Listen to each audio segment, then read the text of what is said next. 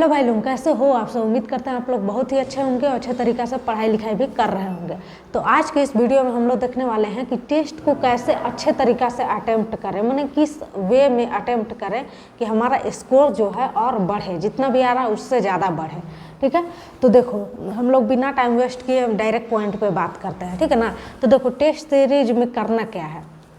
पहले तो जितना चैप्टर आ रहा है ना, जैसे कि मान लो एक टेस्ट है, ठीक है, और वो टेस्ट में मान लो 5 चैप्टर या 10 चैप्टर है, कितना भी चैप्टर है, ठीक है, तो मान के चलते हैं कि 10 चैप्टर है, ठीक है, तो 10 चैप्टर है हमारा, तो 10 चैप्टर को ना पहले देख लो कि कौन कौन सा चैप्टर तुम पढ़ चुके हो, ठीक है, मतलब कौन कौन सा चैप्टर तुम्हारा पढ़ा हुआ है,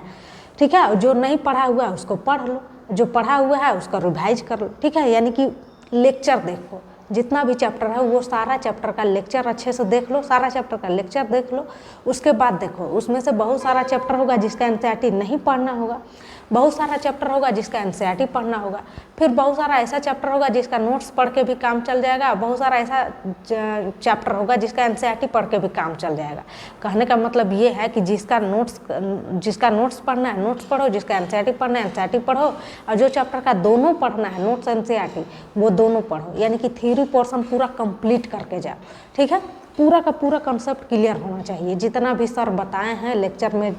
या फिर एनसीईआरटी नोट्स में जितना है सब कंसेप्ट क्लियर होना चाहिए। उसके बाद दूसरा पॉइंट आता है हम लोग को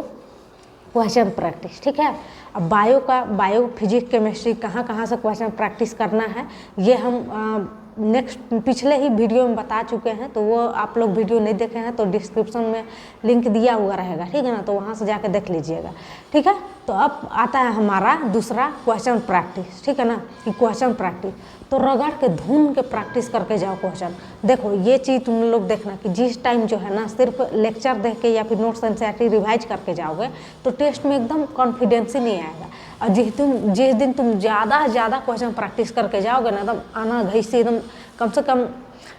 1000 क्वेश्चन 1000-1500 क्वेश्चन अगर तुम सॉल्व करके जाते हो, ठीक है ना, 500-1000 ऐसे क्वेश्चन सॉल्व करके जाते हो एकदम पूरा माइंड फ्रेश, तो फिर वहाँ जाओगे टेस्ट देने ना पूरा एकदम कॉन्फिडेंस लगेगा, अरे ये सारा क्वेश्चन तो हम सब बना के आए हुए हैं, ऐसा लगेगा। कुछ रहेगा एक्स्ट्रा तो कुछ तो रहेगा ही, ठीक है, तो ऐसा बहुत सारा रहेगा जो तुम एकदम फटाक टिक मारोगे, जल्दी बना पाओगे, ठीक है। अब देखो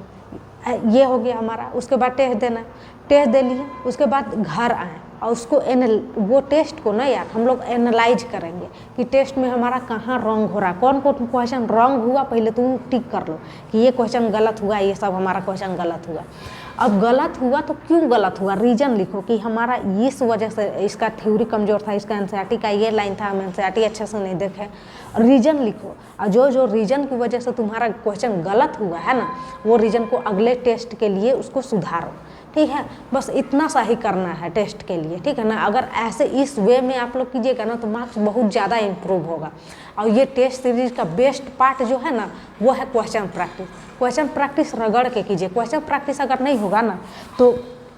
बहुत दिक्कत हो जाएगा। क्वेश्चन प्रैक्टिस बहुत ही ज़्यादा इम्पोर्टेंट होता है टेस्ट सीरीज के लिए, ठीक है। तो चलिए मिलते हैं नेक्स्ट वीडियो में,